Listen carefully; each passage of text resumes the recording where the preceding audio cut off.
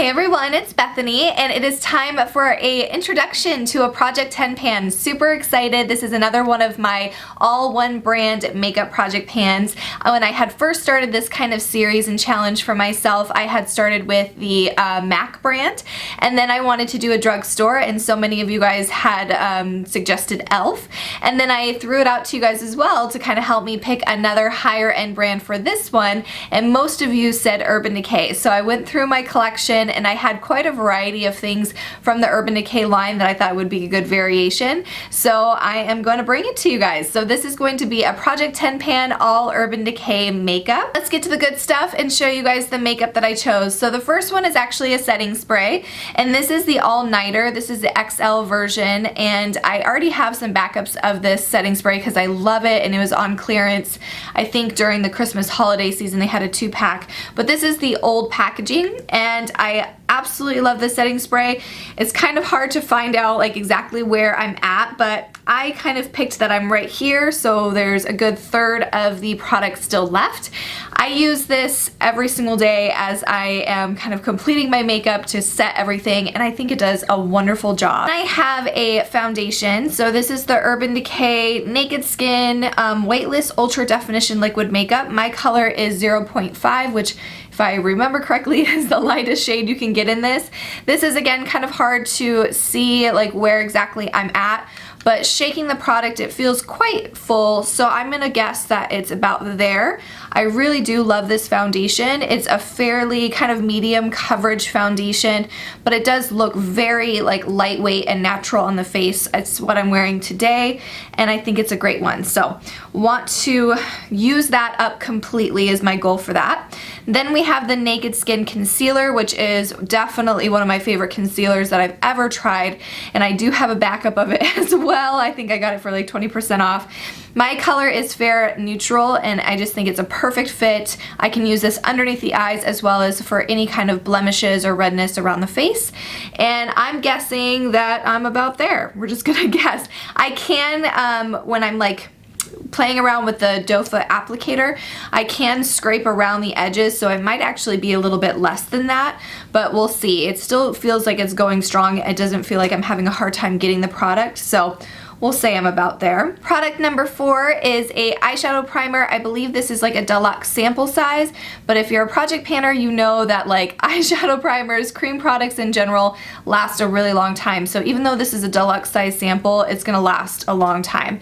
But this is the anti-aging version of the primer potion. I'm not a huge fan of the regular primer potion, but the anti-aging one seems to be a little bit thicker consistency, which I prefer, and it has a little bit of a more tan color to it, so it does help to kind of neutralize the eyes as well, like the coloration on your eyes. And if there's anything in there that's going to help with anti-aging, I'll take it. So I kind of push down the product as best as I can, and I'm saying that the line is about there. So it's quite full. I really have only used it probably a handful of times, but I used it today. I used it a few other days ago, and I really like how it does just kind of help the eyeshadows cling to the skin and last all day. The next product is actually going to count for items 5 and 6. It's the Urban Decay Naked Basics palette, and if I remember correctly, this has probably been in one of my very first project pans. I'll have to kind of do some recon and see if that's true, but I know it was in an early one where I wanted to hit pan on my first shadow. This was before Pan That Palette for me, and so I wanted to hit pan on 2 shadows, and so I had hit pan on Naked 2 and WOS, which are these colors right here, and my goal for this one is to hit pan on 2 more shadows. So I would like to hit pan on Foxy and for Venus. I thought this would go really well with my Pan That palettes right now because this shade, this Foxy shade, will be a great color for me to put all over the lid as like a base, and I'm almost done with the MAC shade in my palette that I use as like an inner corner or as like a really bright kind of shimmery shade on the lid sometimes, and so Venus I think is going to be a really good replacement for that as well. I do have a plan to also start using these a little bit more too, and if I could get close to panning those completely, in addition to all the other shadows I'm panning, that would be a huge perk, but it's not something that I'm like really focusing on. So just hitting pan on those other 2 shadows is my goal for this project pan.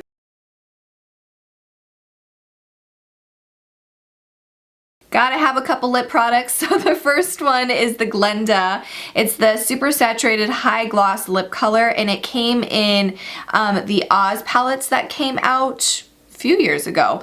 And this is a gorgeous kind of neutral shade that I thought would be great with all of my other like project pans and everything like that. Beautiful by itself, could also layer it on top of other shades, but it is fairly new, so this is going to be a challenge for sure. I believe it is a sharpening one because it doesn't seem to twist, so we'll see how well it sharpens when I do get to that point.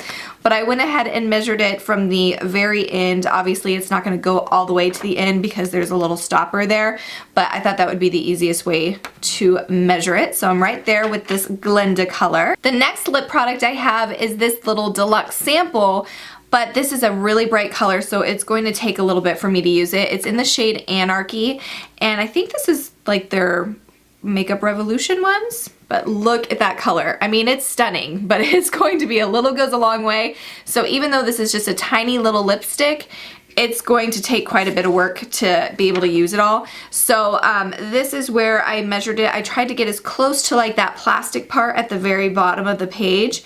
And so it's basically brand new. So we'll see how this goes.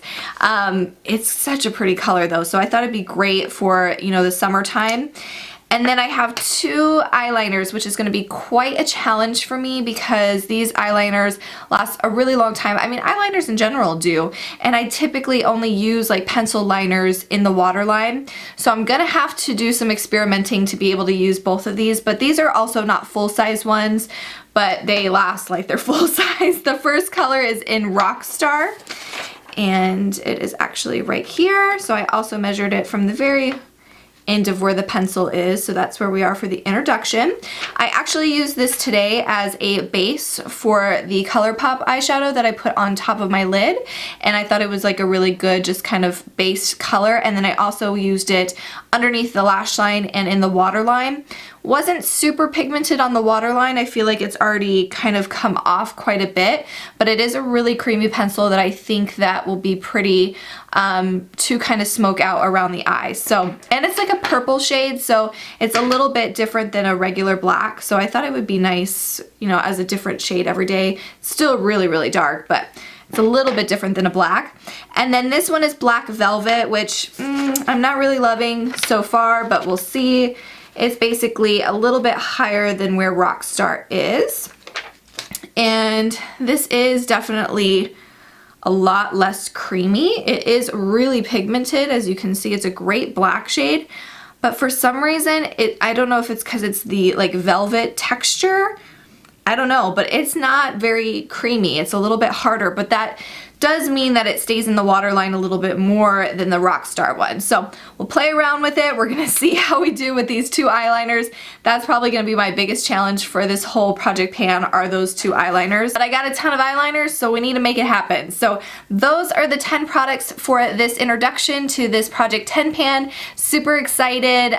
Let me know if you guys are doing any kind of project pans, or if you guys are doing an all one brand one. I think it's so much fun to do all one brand, especially when we have larger collections, and so we do have kind of like a little snippet of a bunch of different products in a brand. And so we'll see how this project goes. It'll probably last a good 5 months or so like the other one did. I typically do my updates every 3 to 4 weeks, so definitely look forward to the first update here in the next month or so. Thank you guys so much for watching and supporting my channel, and I will see you in one of my next videos. Bye!